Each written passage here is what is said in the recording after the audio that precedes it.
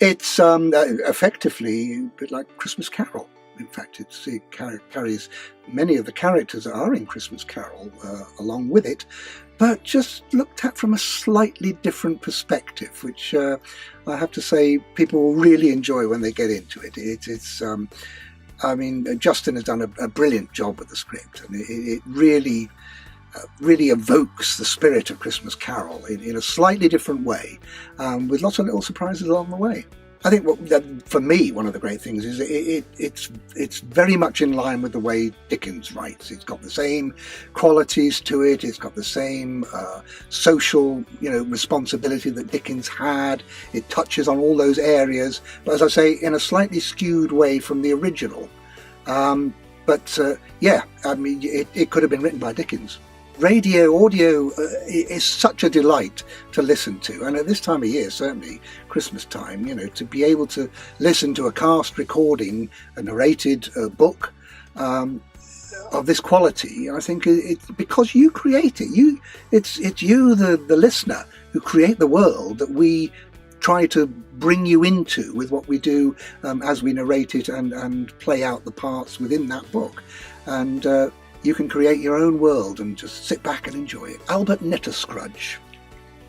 He's a delightful character. He's a very loving man with a family, with a wife and a child, and he's doing all the right things by her. He's got a real heart for the people around him, for the poor and needy, although he's probably as poor and needy as them, and he becomes a victim of the whole society and what happens.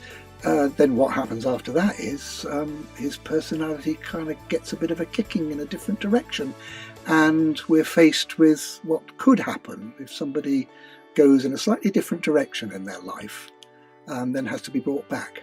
I'll say no more.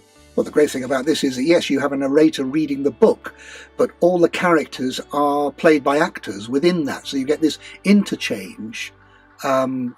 You've not got just one voice doing all of the characters. You've got all the characters there and the narrator taking you through the process. And they've been written very well to encompass that and to allow that to happen without getting in the way or making it seem a bit odd. It actually flows very easily, and it draws you into the book even more because it's like a play. You almost forget the narrator after a while. It's kind of like a voice there which is leading you into the next conversation with the next group of characters, and that's a real delight to work on.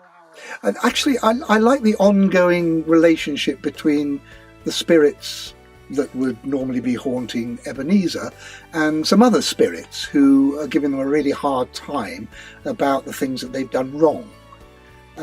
It's a lovely idea that there's sort of, there's a kind of higher court of spirits, and they're getting flack from the people higher up the ladder about the way they've conducted it. Because you see, the spirit of Christmas past, the ghost of Christmas present. You think they are entities in their own right, but actually they got a boss who they've got to come and say, oh, sorry Gov, done it wrong that time, whoops, and for me that whole thing is just a delight.